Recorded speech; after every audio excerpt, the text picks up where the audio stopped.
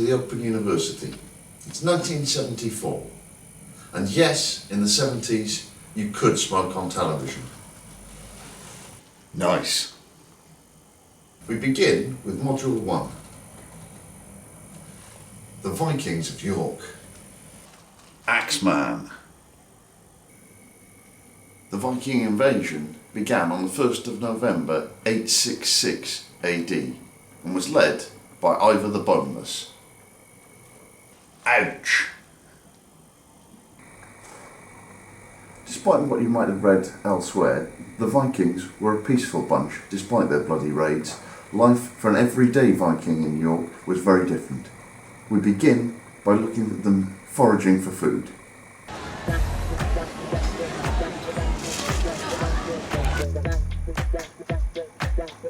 The Vikings used local facilities to find shelter for the night.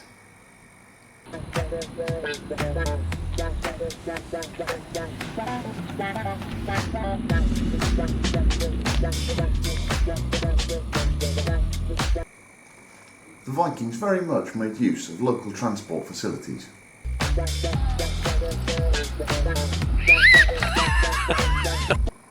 Viking women were pretty feisty ladies as well. For more on this, we have a live satellite connection with a Dr. Richard Farquharson. Richard, can you hear me? Professor Farquharson, can you hear me? Yes, it's okay, Marky. You can smoke on the TV in the 1970s. Professor, please tell us about your horn, if you please. 2 sausages this morning. Your horn, Professor, what significance did it have to the Vikings and to the city? It's where they keep the prisoners.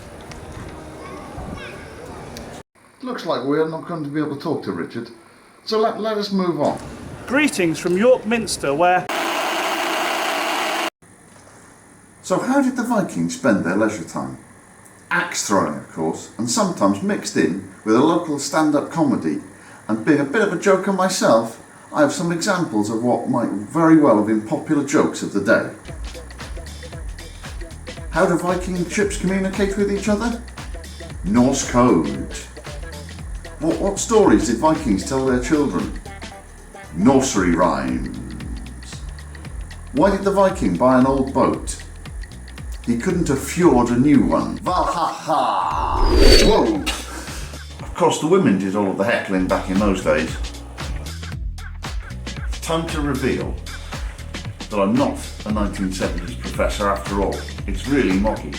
And Paul has promised me that now I get to do my own Viking jokes. Okay. What do you call it?